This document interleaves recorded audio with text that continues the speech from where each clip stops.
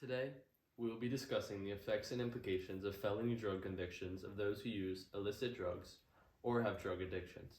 I'm here with a graduate from Anderson University with a Bachelor's of Science in Human Development and Family Studies and Doctor of Social Work with a concentration in substance abuse and addiction. Dr. Lexi, can you go ahead and give a brief introduction of what you specialize in and your knowledge of drug addiction in special populations? Of course.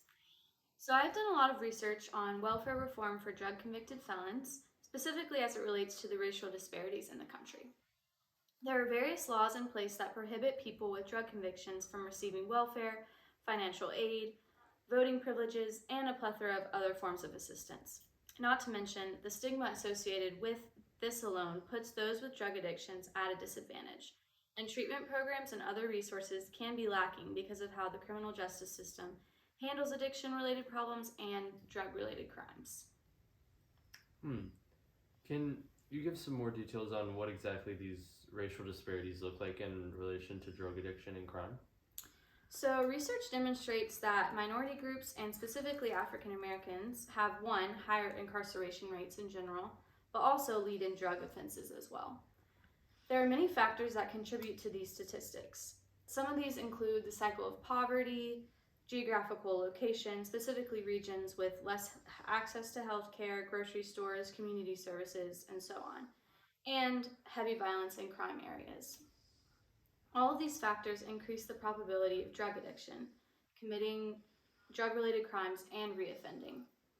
And then to top it all off, these racial disparities also impact the amount, level, and effectiveness of drug addiction treatment opportunities for these individuals. It sounds like this issue is a perpetuating cycle in and of itself. What factors and legal policies are either promoting or perpetuating this cycle? Yeah, so drug policy in the United States has a long way to go to get where it needs to be.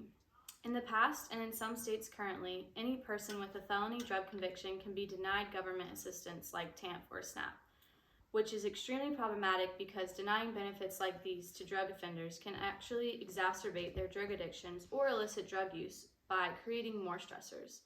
The way our system is set up also makes it difficult for drug users in general to gain or maintain employment, especially for those with a criminal record. In addition to employment barriers, there are also housing and educational barriers that prevent people from receiving the resources, support, or schooling they need to get back on their feet.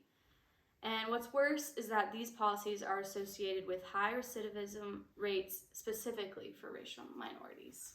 Wow.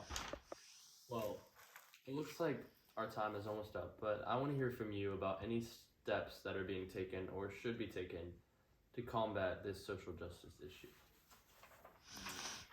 Yeah, so fortunately, some states and other countries have gone before us in taking new and innovative approaches to this issue. The first step is simply awareness to the extent of removing the stigma around drug addiction, drug offenses, and drug addiction treatment. Additionally, many states have removed the lifetime bans on welfare benefits for those with drug convictions, which is a step in the right direction. What these so-called criminals need is more resources, not less, more support, not less, more opportunity, not less. The solution to drug addiction is providing people with opportunities that will place them in positions to succeed, instead of removing the support and resources they need by incarceration or denial of benefits.